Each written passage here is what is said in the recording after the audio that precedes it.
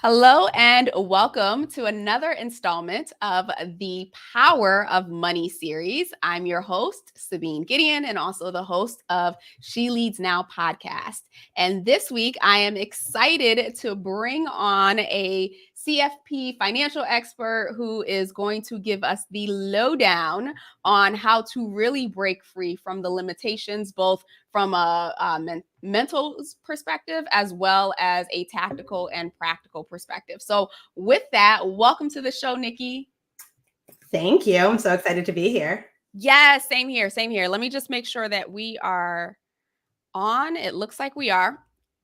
All right, so real quick, I'll introduce you real quick. So you are a certified financial planner, author, and entrepreneur. And in over a decade as a financial planner, Nikki has helped thousands of clients and students use their money to live and achieve their ideal lives. And guess what? She walks her talk. One of her most significant personal financial achievements was retiring her husband, who was in his 30s at the time, from a teaching career so they could live their best lives as both entrepreneurs and new parents. With that, welcome to the show, Nikki. I would love for you to, before we get into the details of how you do what you do in empowering lives, share with us a little bit more about your professional journey and, what led you to this place. Yeah. So I never thought I was going to be an entrepreneur. I'm from like a really traditional background. Everyone in my family is doctor, lawyer, engineer, that kind of thing.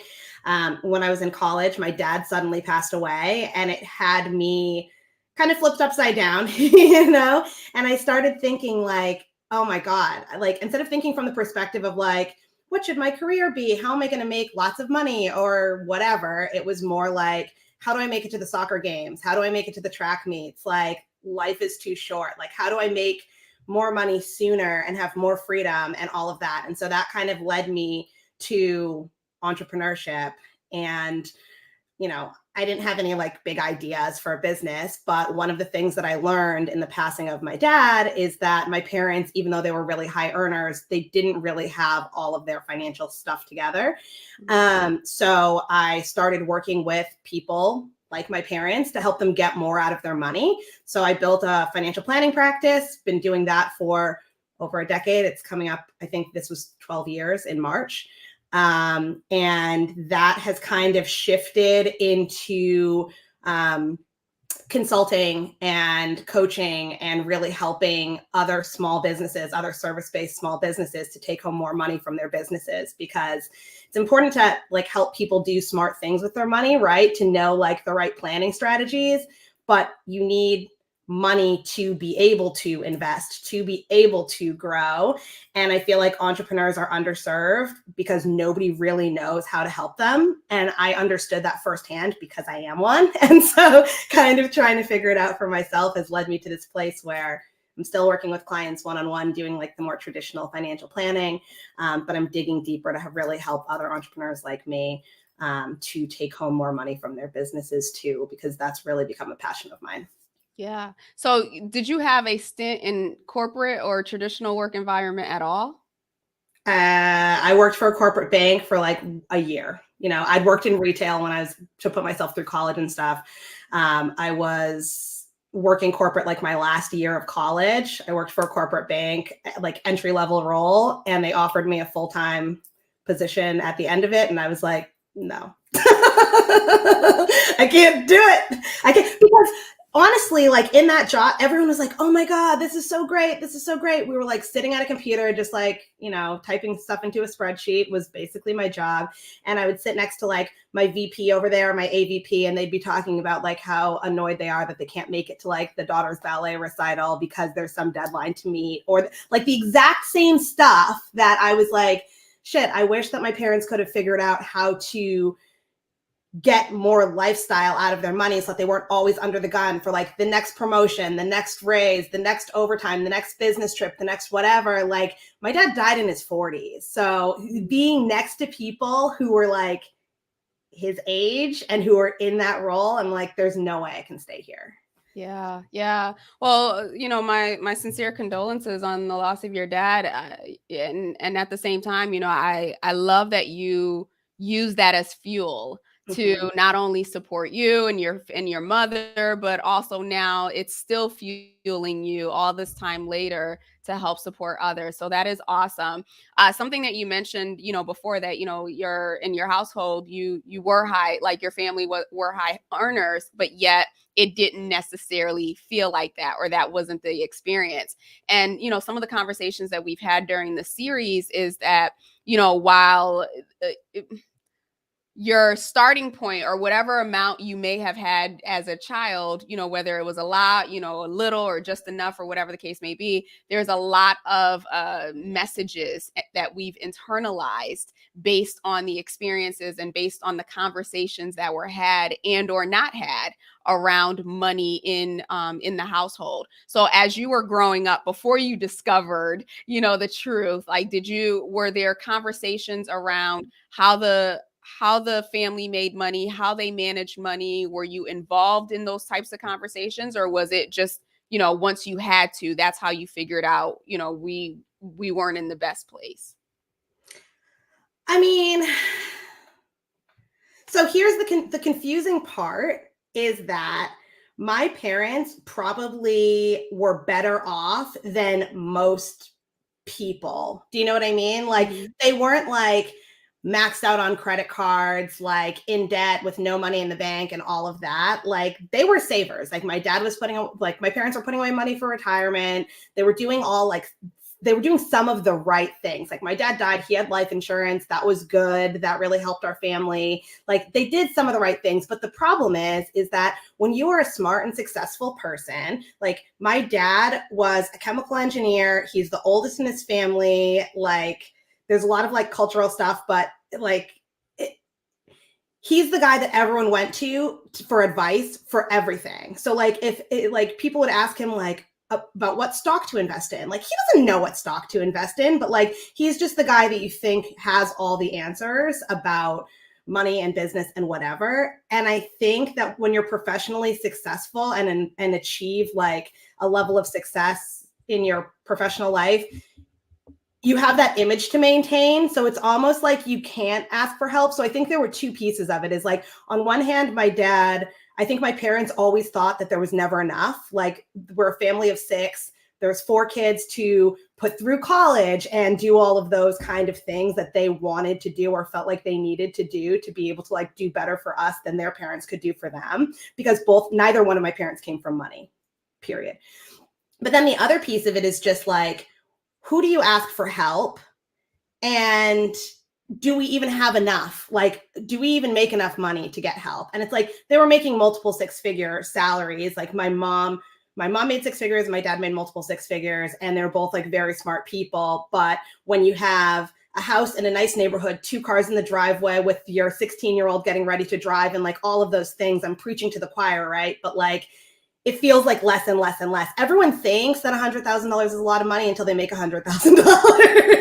And it's like, you can say that about anything. Like, but that's really what it was. So I think that, like, yeah, my parents did some of the right things, but you can have money in your bank account and you can have some investments and still not be maximizing what you could have. So it's like, yeah, it's great if you have $10,000 in your bank account, but what if that could have been 50,000 if you just knew a few of the right strategies without having to work harder or make more? What if you could just have more on the same? Like, doesn't everybody just want more if you can have it with less, like, so that's the whole thing. And I think that that's also a trap that a lot of people fall into, and it's a natural one, is like, oh, well, this is good enough, this is better than other people, this is whatever, like, we're fine. And it's like, but is it really fine if you could have double what you have now with less effort, if you just asked for help or just had the right resources or just admitted that you don't really have all the answers but you're open to it?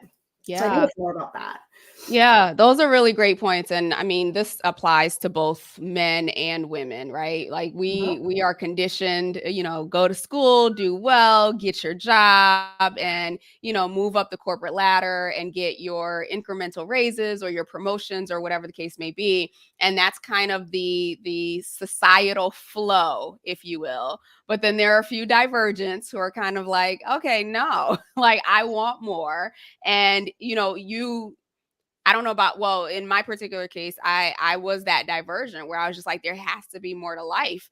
Money wasn't initially the first driver. It was more of like the impact and the work that I was doing. But even then, you're fighting against a lot of resistance, both within yourself. Our stories couldn't be more different, drastically different, as an immigrant from a third world country. But there was a lot of fighting against myself and the things that I had believed to be normal. Even though I wanted more, I saw others with more, and I had a faint hint that more was possible. There were still some cultural, societal norms that said you should be okay with X, right? And when I Mhm. started my business, that whole, illustrious, like six figures, get to six figures, get to 100,000. That was the goal. That was like not the highlight of success, but that was definitely okay. Once you're there, then you're quote unquote successful. So for those who are listening or who are watching live, especially if they're in a corporate environment and they're feeling that I want more, but I'm limited because of the market or because of my job or because of whatever. How do you advise your clients, or how do you help support them in pushing past those barriers and those paradigms that kind of keep them stuck in this space of this is my box and this is as far as I can go? Yeah. I mean,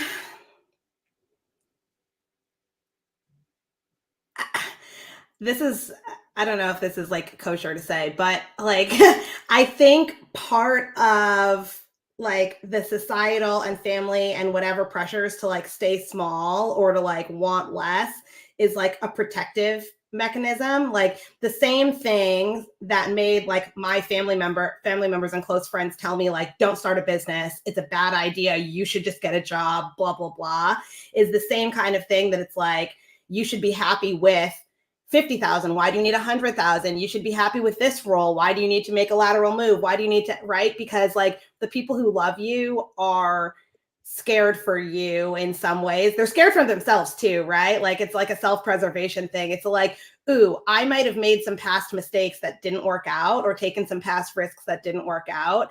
And now I see that this might happen to you. So I want to protect you.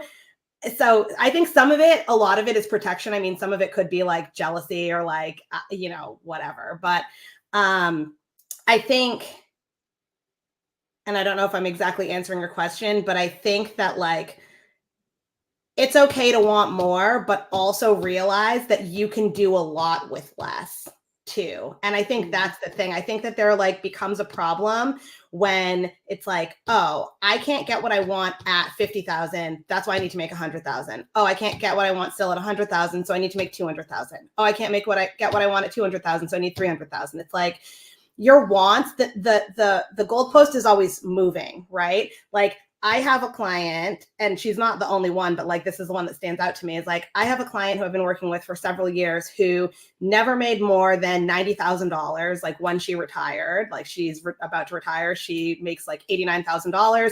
She's a single mom. She owned at one point 10 different rental properties. She has an investment portfolio. Like you can be a millionaire or like a multimillionaire, never making more than $80,000 a year. She owns a house in like a really nice area of Boston. Like The Millionaire Next Door, that book, The Millionaire Next Door, if you haven't read it, it's really good. Like the thing about The Millionaire Next Door is like being a millionaire isn't hard. Like we like to make it hard, but you don't need a lot of money. You don't need a huge income to be able to to make $1 million and to have $1 million in the bank over the course of your lifetime. You need to get good at negotiating like what's important to you or not. So if you can't get what's important to you at X income and still be able to build wealth and create a legacy, then you need to go after more. And there's nothing right or wrong about that. It's just like what's right for you. So Yeah, I don't know. yeah. No, that's really great. And you make a key point, right? Because depending on your background or the messages or whatever education you have around finances, the narrative really is if you want more, you have to work harder. And we know that working hard only gets you more hard work. It doesn't Mhm, necessarily get you what it is that you need. So in mhm, the context of supporting women, both entrepreneurs and especially entrepreneurs and those who are in corporate, that mindset is, okay, if I have to, if I want to get to 100,000 or whatever that number is, then I have to work a whole bunch of different hours, like a whole bunch of hours, and, completely burn myself out and buy into the hustle culture and, burnout culture and everything else. So how do you help support, or what advice do you have for those who are at that place where, they've been operating on that same paradigm that hard work is the only way to get ahead, or hard work is the only way to, make the money that I want, or have the things that I want, or make the impact that I want? How do you help, what advice would you give to those who are stuck in that loop, to say, you know what, there are other ways, or there's other opportunities, or here's a strategy on how to move yourself away from that hard work paradigm? Yeah, this is funny because me and my husband were talking exactly about this when we were having coffee this morning, and you and I didn't talk about it. But it's funny because people are like anti-hustle culture, and it's almost like there's this like undercurrent of like, if it's not easy, I don't want it, or something in business. And I think there's some good to it, but I feel like it's been like overblown. I think like we're big basketball fans. We have Celtic season tickets, and we were just watching like the playoffs and everything. And if you guys haven't seen like the Giannis Antetokounmpo like after game whatever speech, or whatever, I guess it's a speech, like after game debrief, when he was just talking about success and the journey, and like, what if you don't win every playoff game? Like, is that not successful? That kind of thing. Like, watch it. It's important. But hard work is required. Like, some hustle is required. If you have an NBA play, like an elite basketball player in the gym, in summer camp, giving hustle, like, you want someone on your team who has hustle, but within reason. Like, you hustle at practice, you hustle, you give your all for the game, but there's boundaries around it, because if you get hurt, your career is gone, right? So you can't burn the candle at both ends. And I think that like that's the missing piece with like in corporate America and in like the business world, is like, yeah, you have to figure out a way to use your skills and your resources so that you're not burning out, so that you have boundaries and you have a framework to be able to make what you want to make within the confines of like a healthy healthy boundaries. And so it's like, yeah, you can work 3 jobs to make $100,000 or $150,000 a year and never see your kids and get sick all the time and just it be for nothing. Or you can figure out how to develop and build the skills to make $150,000 a year in a normal 40-hour work week. And if you can't manage to do that, like, let's just back up from the top line. I hate talking about like the 100 or 150,000. It's like, what do you want to take home? What do you want to buy? How do you want to spend your time? Like, let's reverse engineer for the outcomes that you want, and then even figure out if you needed to hit that revenue number. Like, even figure out like what do you really need? Because like I feel like I said it cavalierly in the last section or whatever, like about how $1 million isn't hard. It's like, if you want to be a millionaire, invest $5,000 a year or $6,000 a year every single year in a diversified portfolio over the course of 30 years. You will by accident be a millionaire. Like, if you're making 50,000, you can strategically, it will be hard, you can figure out how to invest $5,000 a year. If you're making 80,000, you can figure it out. If you're making 100,000, you can figure it out. You don't need to make 6 or multiple 6 figures to be a millionaire. 30 years is a long time, but it's also not a long time, right? Like, it's achievable, it's doable. If you can do more, you can get there faster. And so it's like, is $1 million your goal? Is more time with your kids the goal? Is a nicer house the goal? Like, you can reverse engineer a lot of things, but you need to be doing the right kind of work, the right way, the smart way. And that's what I think is lost, is like, yeah, work hard, but work hard at the right things. And when it's clear that something's not the right thing anymore, you need to do something different, no matter how uncomfortable it is. And like, that's the advice, right? Like, it's not entrepreneurship is better than corporate or whatever, or vice versa. It's like, what works for you and what engineers the outcomes that you need and want for your life. And I don't think enough people talk about it in those terms. Yeah, I completely agree. I've read, I've been reading several books now, and one of the books talked about the difference between, you know, now, obviously we know there's a financial.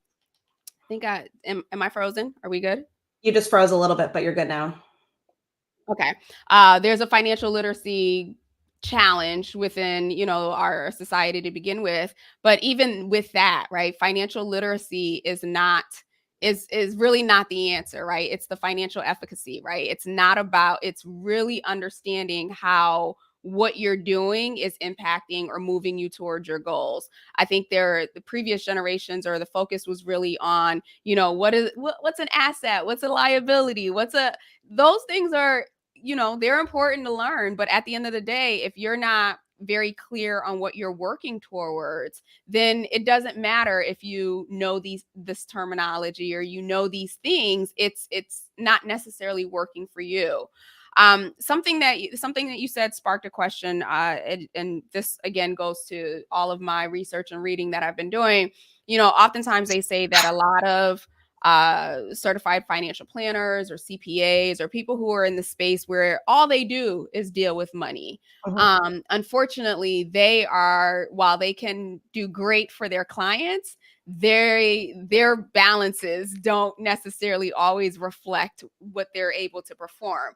But in this case, like you've proven it within your household, within your family, and of course within your family now. So what do you think it was the differentiator for you in being able to literally walk the talk, if you will, in your life and in your personal life, as well as in support of what you do for your clients? Yeah, I mean, it's funny because it's like the cobbler's kids have no shoes, right? It's the whole like, yeah, sure. I mean, a lot of people will say like, oh, financial advice, most financial advisors are broke, like a lot of the like TikTok bros and stuff. And like, yeah, that's probably true. There are a lot of people who are broke. That's why that's true. But like, if I had stayed in corporate, I would have figured out how to build my net worth, right? Like we didn't talk about, I think you touched on this a little bit. I didn't answer this. We didn't talk about money at home, right? Like I knew that it's like smart to save, but like my parents didn't teach me about investing. My parents didn't talk to me about stocks or retirement accounts or whatever like that. But I'm an overachiever. Like I'm a type A overachiever type person. So if I signed up, if I got a job and they had a 401k, I'm going to sign up for the 401k and try to get the full match or try to max out the 401k or try to, right? Because that's the smart thing to do. So maybe I wouldn't have known like all the strategies that I know now, and I wouldn't have been able to optimize in the same way. But actually, I think that if I had a corporate job, I would probably have a higher net worth than what I have right now, because it would have been easier, not easier in practice, but easier, I guess, mentally to be like, oh, I can count on this paycheck and I could have started doing it earlier. I would have started doing it earlier. I did start doing it earlier, but then long story. But I mean, at one point in my journey, I cashed out a 401k. Like I've made financial mistakes too, right? We all do.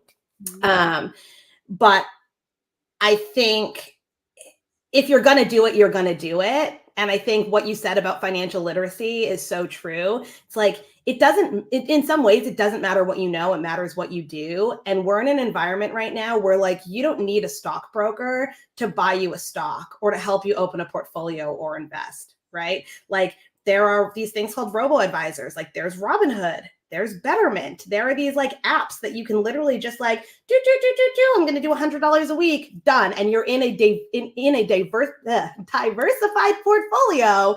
Like you're in a portfolio that should average 8 to 10% a year for the rest of, you know, as long as it's invested, and you can get to where you need to be with low fees and with good growth very easily. Like you don't need to know the difference between an asset and a liability. Like you should, but like for the sake of actually building wealth, no, you don't need. So people put so much emphasis on financial literacy, and financial literacy is important, but at a baseline, like be spending less than what you're bringing in, right? And having money, having an emergency fund so that you're able to invest without needing to cash out the money at any given time, without your investment account being your piggy bank, is the first step. And then once you're in the habit of actually investing, like, yeah, then you can get advice. But I mean, I don't think that an advisor that doesn't have a high net worth or that isn't walking their talk, like, necessarily can't help you, because they can still know the answers, but like, it's not useful unless they implement, just like it's not useful unless you implement. And a lot of their clients probably aren't implementing too, to be honest. But yeah, I don't know. Right. So I was one of the books that I was reading is by Barbara Stanny, and I think it's Barbara Houston now. She breaks down like her wealth strategy or her wealth formula of spend less than you earn, right? So that whole mindset of put 10% away or put a percentage away, like once you get the money, put less than or spend less than you earn, put it away, save more or save wisely, save, invest wisely, and then give generously. And so, as we think about like wealth strategies, and everybody has like their little formula of what they do, what are you seeing? And specifically for women, right? And I know you work with both men and women, but where are you seeing women get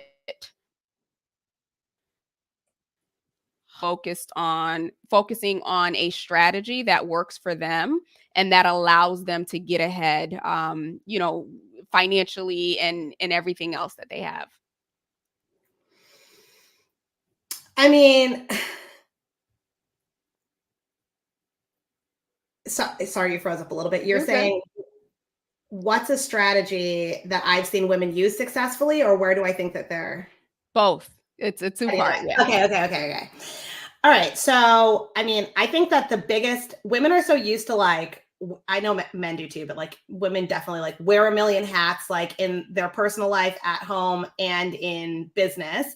And it's like you're used to like juggling so many balls and having to just like do things, not half-assed, but like just get things done, like even if it's not perfect.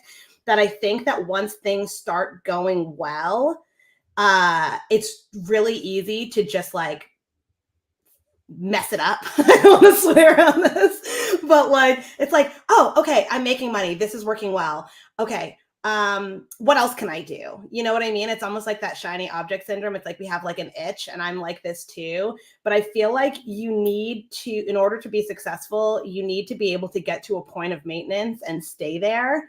Like there's something that's lost in the like, onto the next thing, onto the next thing, onto the next thing, because there's a learning curve with everything. And in order for you to really be able to like get the full benefit from whatever you're doing, you need to be able to do it well.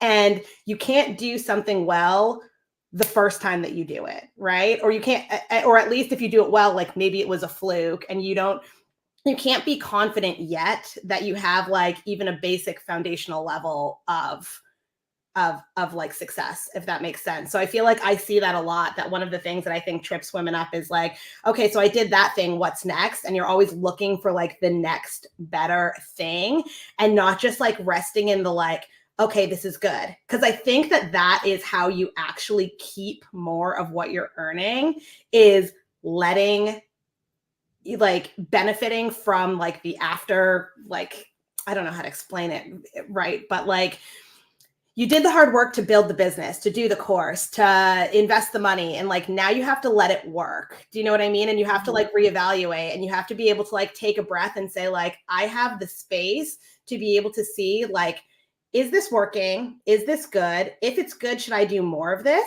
Should I do the same of this? Or should I do less of this?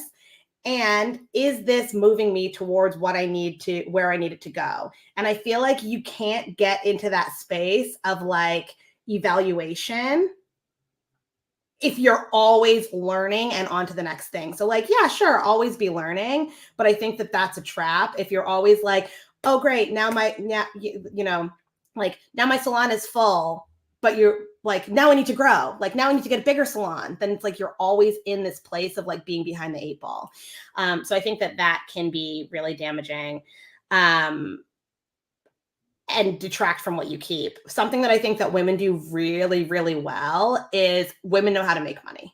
Like that I know to be true. And it's like, they might not always have the confidence that they know how to make money, which is a weird thing. Like I have a client who has been making, you know, anywhere from $100,000 to $200,000 a year in her business, like every single year, pretty consistently through maternity leave, through all these different things, like over the last like 8 years.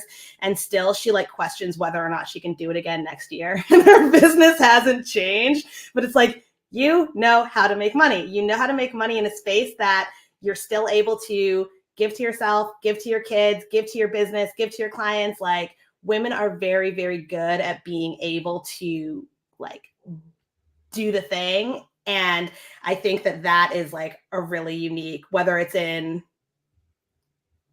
business, whether it's in a corporate role, like I feel like women are like generators. And I think that it comes from the place of like needing to take care of everyone around us, that it's like, all right, I have to make sure that everyone else is good. So I need to make sure that I can like put food on the table and I can do the things. So Yeah.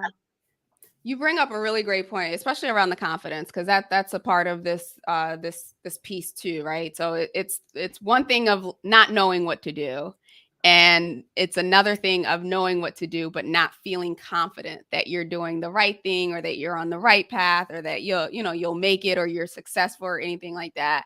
I feel like that in and of itself is a huge barrier for us to get to the place where we're like, oh, okay, I've done this, I'm going to triple it. Literally, I found myself having a conversation with myself not too long ago. I set a goal, right? I set a monthly goal of what I wanted to make. I hit the goal the first month. And then like, naturally, well, maybe not naturally, but like the first thought that came through was like, you should double it for next month. And immediately it came through, no, this might just be a 1 month thing. Like, let's see it happening for a couple months before you go and add to it or whatever the case may be. And it wasn't until a couple of days later that I was thinking about this conversation that I had in my head, and I was just like, where did that come from? Where did that come from? It was like this.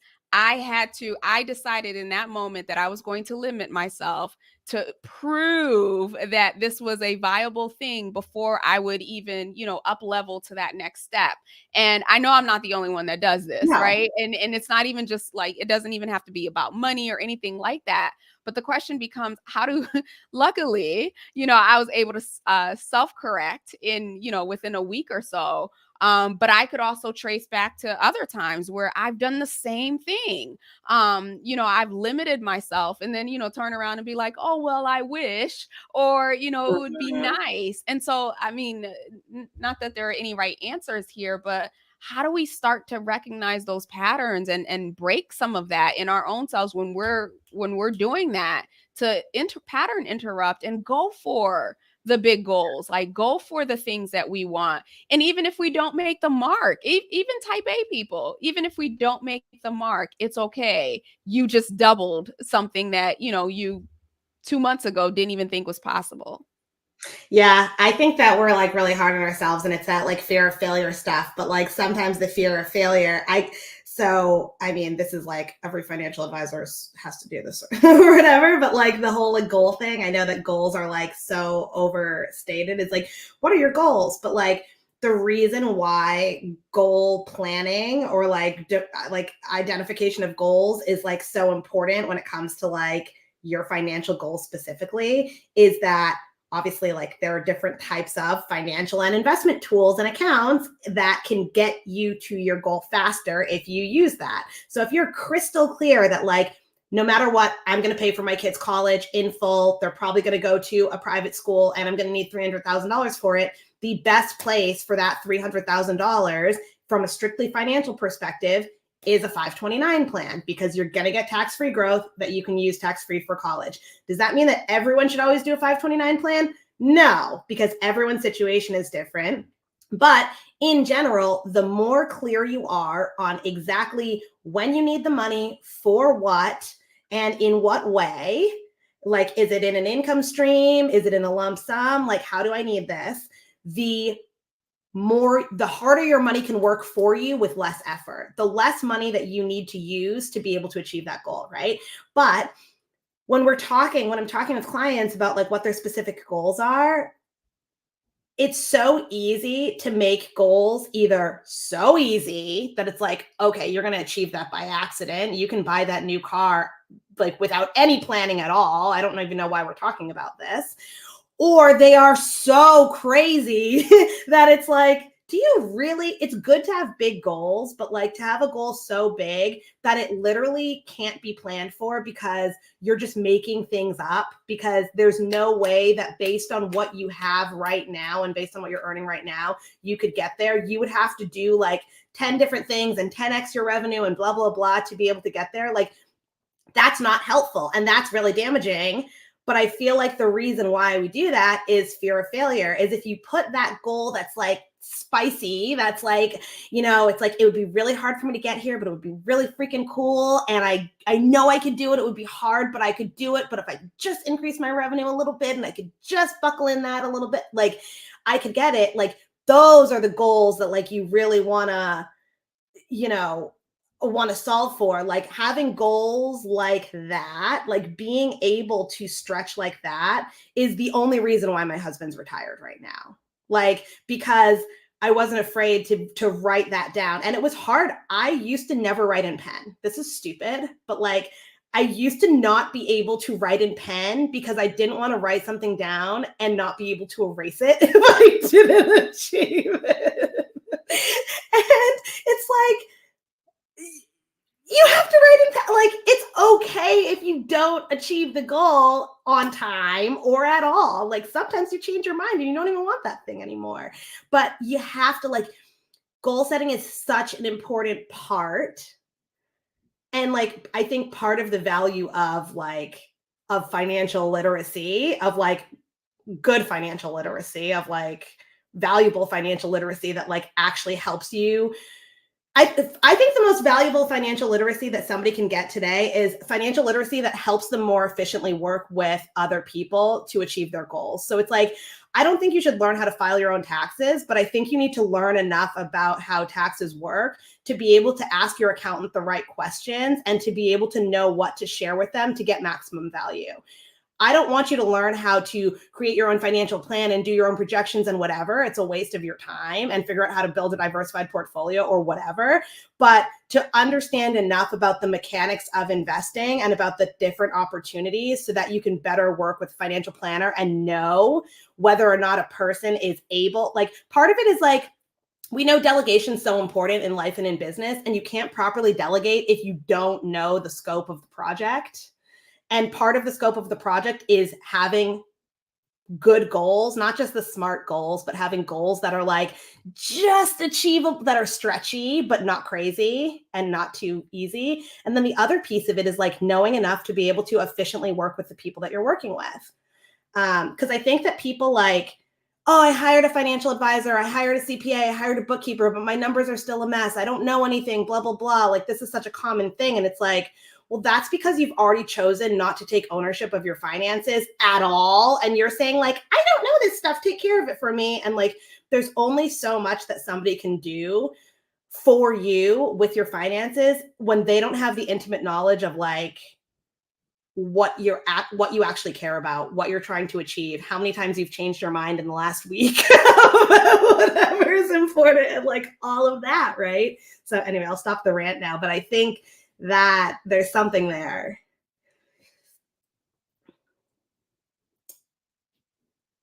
Oh, you're muted. Yeah. No, you're absolutely right. And they do say no one cares more about your money than you do. So you have to take that leap. And you make a really great point. And I think in Robert Kiyosaki's book, Rich Dad, Poor Dad, he mentioned that too, that it's not about you learning all of the components, if you will, of anything. It's more of you having that understanding so that you can be wise when you're asking questions. And goes back to what you were saying before, and being okay to ask, right? Being okay to go to a financial advisor, maybe not the person that you're looking to hire, but to simply ask the question, like, what should I know? Like, how do I know someone's a good financial advisor? And learning and understanding. And I'm hoping for those of you who are watching live and or will catch the replay or will listen to the podcast that that your wheels are starting to spin and you're starting to question how much of my control or my understanding or my awareness of what's available to me have I not been paying attention to. And better yet, what questions have I not been asking that I need to start asking right now? And Am I, working hard to get to these goals when there are people out there who have done the hard work and they've learned the stuff who can help support me? So two questions for you, and then I definitely want you to share, how people can connect with you. What are some of the fundamental questions that, someone listening can, if they're thinking like, wow, maybe now is the time for a financial advisor, or I've had a financial advisor for a while and I don't really know that it's working. What are some questions that they need to start thinking about, that they need to start asking themselves first and foremost, and then bring to a financial advisor, whoever, to really understand whether or not that person is the right fit to support them? Ooh, I mean, I think the question that you need to ask yourself is, what are you actually looking for from this person? Like, I think a lot of people are walking around thinking that they have financial advisors or need a financial advisor to help them invest, and or like to be able to beat the market or like grow their investments so that they're always like making a return or a huge return or something like that. Like, if that's what you're looking for, you're going to be disappointed. The market goes up and down. Over time, it goes up. That's what it is. The value that a financial advisor brings is helps you understand what the right accounts are to invest in so that you are investing as tax efficiently as possible to be able to like grow your money in the right ways to keep more of it.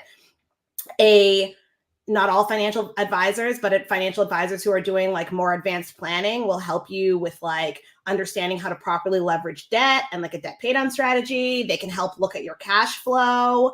They can like make sure that that you understand what's going on with like your estate plan in terms of like who your beneficiaries are and things like that. They can help you with your insurance planning. They should be able to review like your tax return and help you like proactively like ask your accountant questions that you're taking advantage. Like, really the bottom line is like, if you have goals that you want help reverse engineering to figure out exactly how much do I have to put aside to be able to get here, like that's what you should be using them for, and for them to help you pivot as things change, right? Because like your goals change all the time, or they should, right?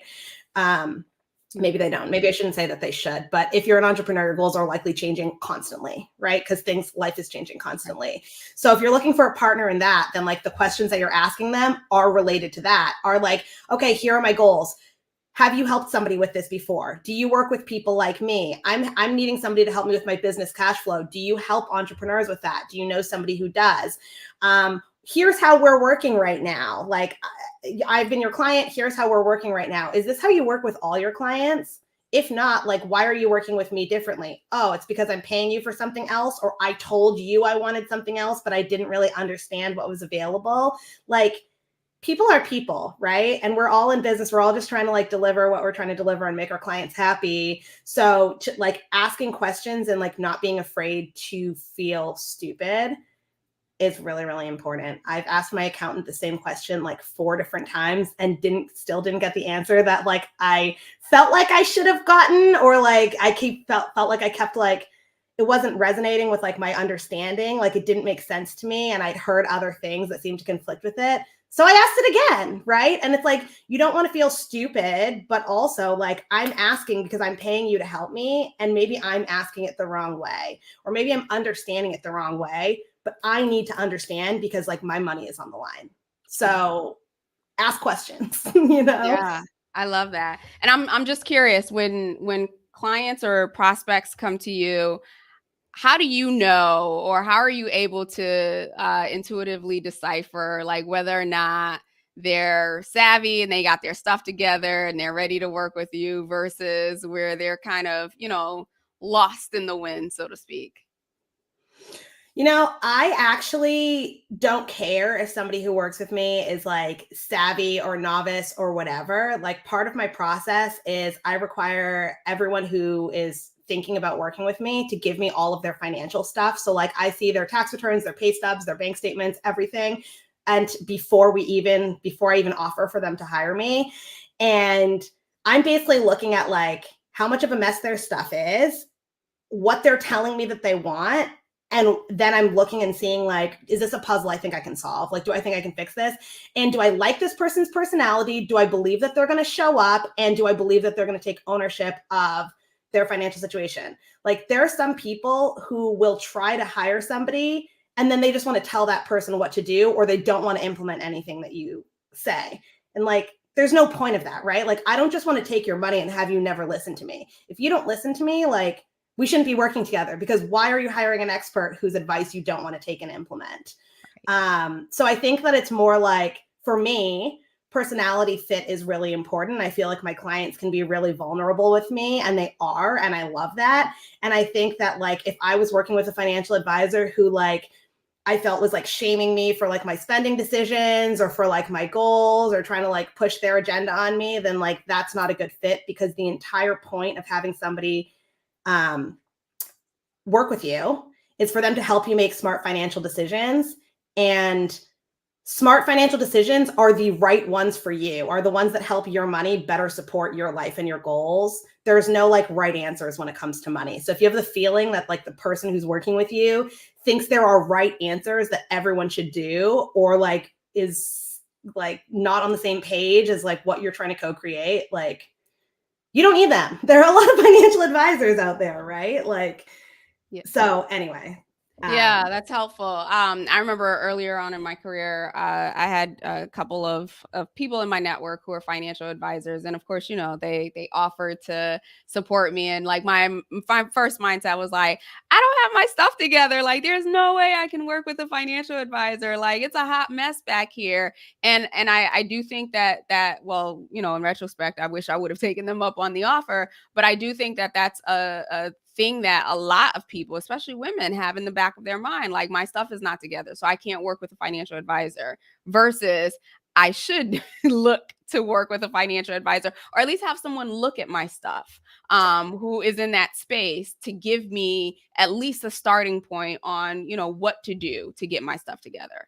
Yeah, I think that it's funny because like, the more of a mess you are, the more it makes sense to work with somebody, because like, mess is a different thing. If you don't have any, like, if you don't have a stable income, or you just started a business, you're really not making any money, and you're just like, you're in the red, you're in a point where like you're investing, like you're taking on debt to like start something, you're probably too premature to work with somebody, right? Like, you need some kind of predictable income to be able to work with somebody, period. And I think that a lot of people are like, oh, I'll work with you, I'll work with you, I'll work with you. And like, no.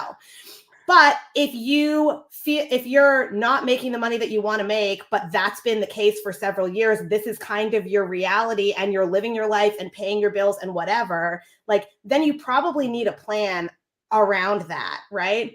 So I think the bigger a mess you are, get somebody on your team right away, because you're paying that person no matter what. Don't you want to pay them to like help you get out of the hole? Like, why do you want to spend time Googling, figuring it out yourself, making mistakes to get in a position where you think that you're doing well, so that you can then bring it to somebody who's just going to tell you like, right? Like, people who think that they have their stuff together, often I'll look at their situation and I'm like, actually, like, you should have done this, not this, this, not this. It doesn't really matter, but like, there's only so much that you can undo. Like, the opportunity is to be able to like start sooner, right? Like, time is of the essence. So Yeah. don't be embarrassed. They've seen a lot worse shit than you. Thank you for that. Oh my gosh, this has been such a great conversation. Of course, I can keep you here for hours, but I won't do that to you. So for those who are listening, for those who will watch the replay or watching live, if they're thinking to themselves like, you know what, I'm not sure if I'm ready for Nikki, but I want to have a conversation with her. How do they get in touch with you? What do you have going on right now to help support entrepreneurs and others who might be looking for some support? Yeah.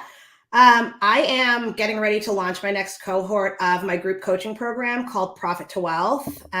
It is a 6-month coaching program, starts in July, and it helps service-based entrepreneurs take home more money from their business and handhold them to help them use that increased profit to build wealth. And so that is about to open. If you want to hear about it, like follow me on Instagram. I'm at Peterkin Financial. You can go to my website and sign up for my emails so that you see when the doors open and get the updates on that. I don't take on many one-on-one clients, so I can't promise that if you want me to be your financial planner that I'll work with you. But if you're an entrepreneur and you want help taking home more money from your business, that's my focus right now, is that group coaching program. So yeah, and I missed it on my end. Can you repeat the name of the program again? I know I heard you say that it starts in July. Yeah, it's called Profit to Wealth. Okay. So right. I am super and excited. We will include. Yes, that is awesome. We will include the links to your website and of course all your social handles. Just 3 core questions, blitz session here. Yeah. Knowing what you know now, right? Both personally and professionally, if you could go back to a younger version of yourself and give her some advice that you think would be a game changer for her, what might that be?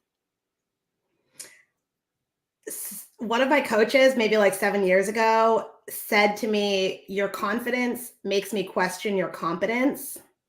And that struck me because at that point, I'd literally worked with over 500 clients. And I was like, oh shit, like how much have I been getting in my own way by doing the like, I don't know, whatever, like by like being sort of self-deprecating, feeling like that was like a deferential thing. And once he said that, I was like, whoa, I didn't even realize I was doing that. And I wish somebody told me that like in 2011.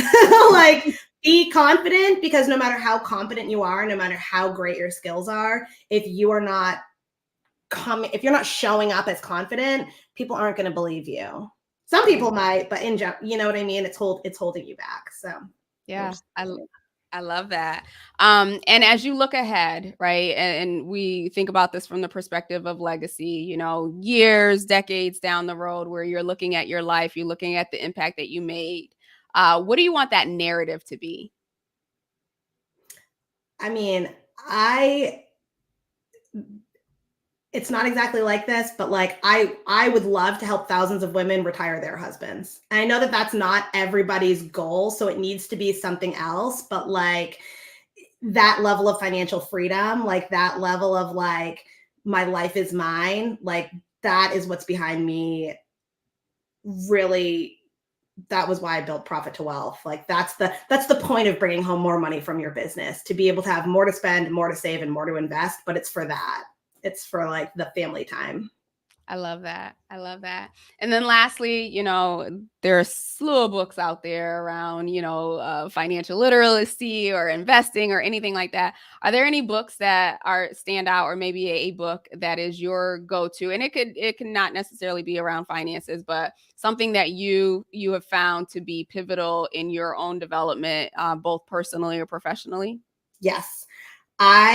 This is not a financial book, but if you haven't read Think Like an Artist, it's by Will Gompertz or something. Think Like an Artist.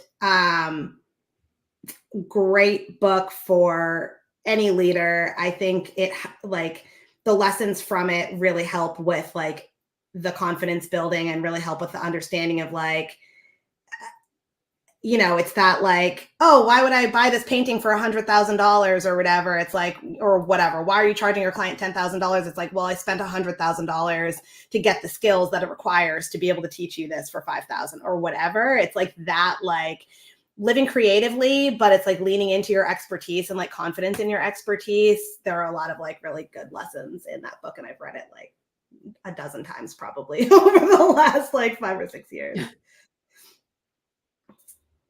Okay, awesome. I have not heard of that one, but definitely will be adding it to Audible, and we'll include it in the show notes. So for those of you who are listening to the podcast, be sure to go to sheleadsnetwork.com and go on the podcast tab, and you will find it there. With that, thank you so much, Nikki. You've been it's been such a great conversation. I love you're no nonsense, very direct. It is what it is, but also that this is easy while managing your finances and financial planning and thinking about the future and all the things that we want to create and do and have. You've really given us some practical tools that make it make it feel a lot easier to do and to obtain, and knowing that there are planners and people who can support us like you out there if we just simply ask. So for those of you who are listening to this, please do connect with Nikki on all of the social platforms that we'll include in the show notes, and just reach out and ask questions if something has really sparked some insight for you, or something that you're dealing with. Don't be afraid to ask. That's the whole purpose of this. We want to help more women heal their relationship with money, and create, keep, grow, expand, whatever, more of it to the extent that we can. So with that, thank you for tuning in. We will be back next week with another amazing female leader. Again, Nikki, thank you so much. Have a great rest of the day.